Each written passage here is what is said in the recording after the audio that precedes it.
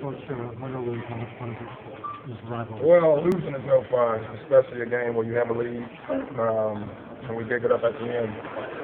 We got great shots. It's a make-miss lead, and we didn't make, and they did. So, terrific game.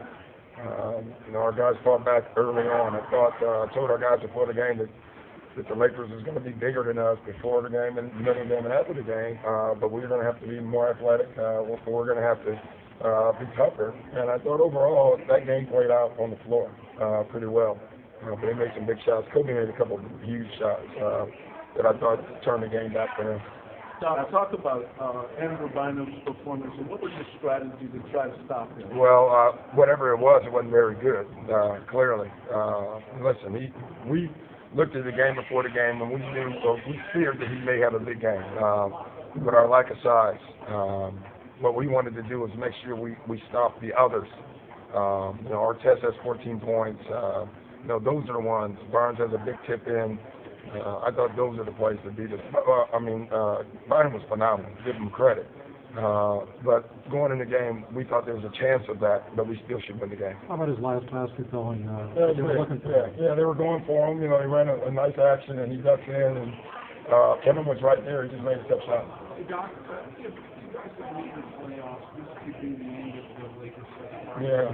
Yeah, especially because it sounds like the Lakers are going to trade us all. So.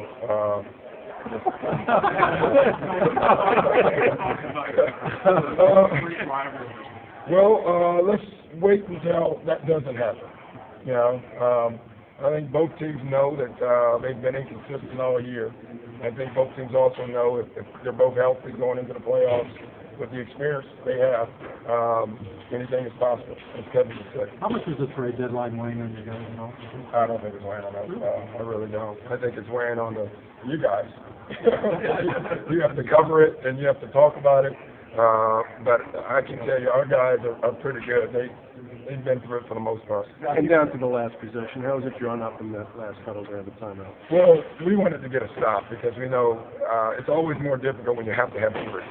Especially when that was your last timeout. If I had had an extra timeout, I would have gone for a quick 2 and a foul and played that game. But since we didn't, it was the way we wanted it. We obviously wanted Ray first and then Paul second. They defended it pretty well. Why have you guys had trouble on the road this year? Well, I just think we've had trouble. We've just been inconsistent so far. And like I said before the game, when we play well, we can win anyway. And when we play poorly, we can lose anyway. And that's so far how the year's played out. Your starters play 35 minutes apiece. Doesn't it worry you down the stretch? No. Kevin's the only guy. Kobe plays a lot of minutes.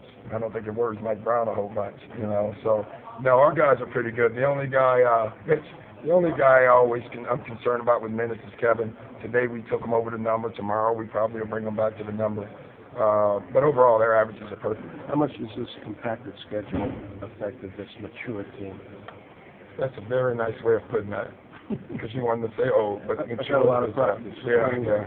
I think it's hurt us some. But, honestly, I think it hurt us more that I don't think we came into the season in great condition.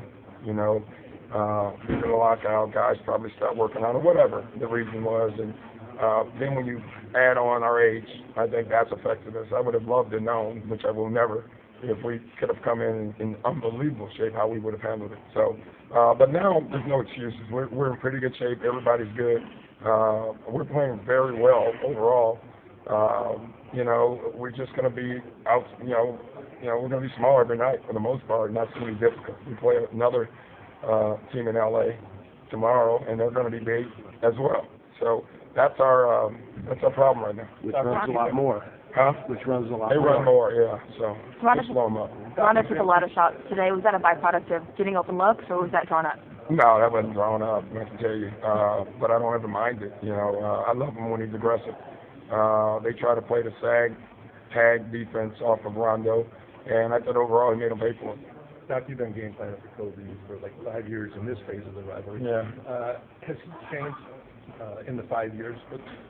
Yeah, I just think his low post game has really improved. He's always had it. He's so much more craftier at it.